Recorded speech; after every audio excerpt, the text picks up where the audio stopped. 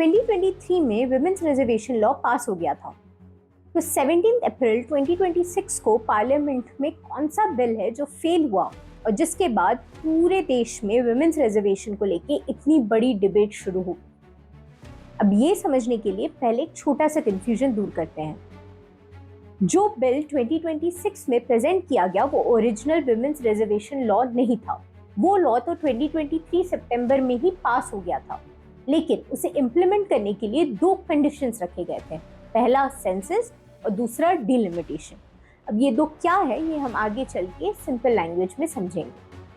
2026 में जो नया बिल लाया गया वो इसी विमेंस रिजर्वेशन लॉ को जल्दी इम्प्लीमेंट करने के लिए लाया गया। ओरिजिनल लॉ का नाम है नारी शक्ति बंधन अधिनियम, यानी 106 अमेंडमेंट एक्ट 2003। अमेंडमेंट का मतलब होता है कॉन्स्टिट्यूशन के किसी भी रूल में बदलाव लाना।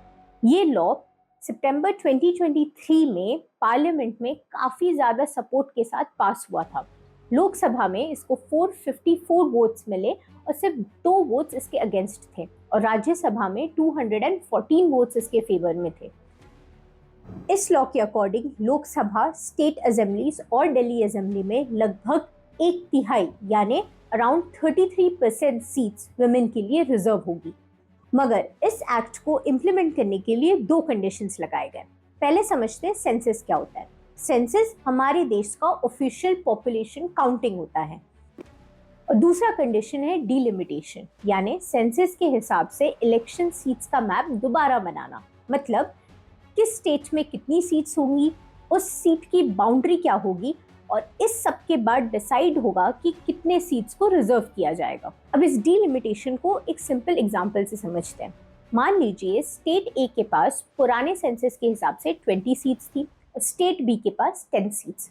अब नया सेंसस हुआ, नया ऑफिशियल काउंटिंग हुआ पॉपुलेशन का, और उसके बाद पता चला कि स्टेट ए की पॉपुलेशन काफी बढ़ गई है और स्टेट बी की पॉपुलेशन थोड़ी कम हो गई है।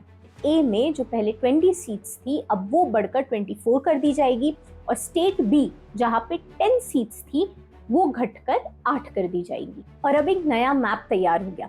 इसके बाद डिसाइड होगा कि कौन से 33% सीट्स वुमेन के लिए रिजर्व होंगी। मतलब सेंसस नंबर्स बताता है, डिलिमिटेशन इलेक्शन सीट्स के मैप को बदलता है और फिर जाके रिजर्वेशंस लागू होता है। और इसी वजह से 2023 में लॉ पास होने के बावजूद ये कोटा तुरंत लागू नहीं हुआ।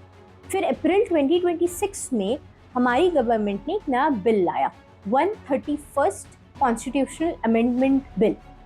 जो बिल तो एक था पर इसके पीछे थे 3 काम।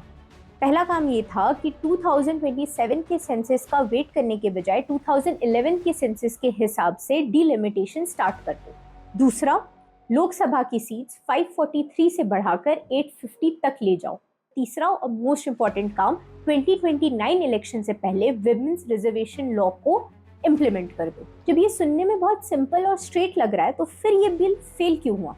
पीआरएस के एनालिसिस के हिसाब से देखा जाए तो अगर ये बिल इम्प्लीमेंट होता तो 2011 के सेंसस के हिसाब से तमिलनाडु में सीट्स 39 से घटकर 32 हो जाती, केरला में यही सीट्स 20 से घटकर 15 हो जाती, बल्कि उत्तर प्रदेश में सीट्स 80 से 89 हो जाती और बिहार में ये सीट्स 40 से 46 हो जाती। इसका मतलब ये कि जिस स्टेट्स की पॉपुलेशन 1971 के बाद बढ़ गई उनकी सीट्स भी बढ़ जाती और जिनकी पॉपुलेशन 1971 के बाद कंपैरेटिवली कम रह गई उनकी सीट्स भी कम हो जाती। और इसी बात को पार्लियामेंट में हमारे अपोजिशन लीडर्स ने उठाया और फिर इसके खिलाफ वोट किया। इसलिए जब 17 अप्रैल 2026 को ये बिल प्रेजेंट किया गया पार्लियामेंट में, इस बिल को मिले 298 वोट्स फेवर में और 230 वोट्स अगेंस्ट में। अब वैसे देखा जाए तो ये तो मेजॉरिटी वोट्स थे, तो इस बिल को पास हो जाना चाहिए था। मगर ये बिल कॉन्स्टिट्यूशन के रूल में चेंजेस लाता, इसलिए इस बिल को पास होने के लिए 2/3 मेजॉरिटी वोट्स की जरूरत थी।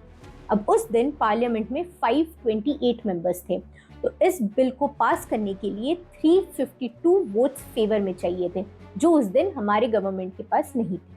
अब फाइनल पोजीशन सिंपल है, 2023 का वुमेन्स रिजर्वेशन लॉ अब भी लॉ है। जो फेल हुआ है वो है 2026 का नया अमेंडमेंट बिल, जो 2011 के सेंसस के हिसाब से विमेन रिजर्वेशन बिल को जल्दी लागू करने के लिए लाया गया था। अब आपसे सवाल है, विमेन्स रिजर्वेशन लॉ क्या पुराने सेंसस के हिसाब से अभी इम्प्लीमेंट होना चाहिए या फिर नए सेंसस और डीलिमिटेशन के बाद होना चाहिए? इस सवाल का जवाब कमेंट सेक्शन में बताइए, और अगर ये वीडियो अच्छी लगी तो like, share and subscribe to our channel. As we say, keep learning, stay curious. जय हिंद।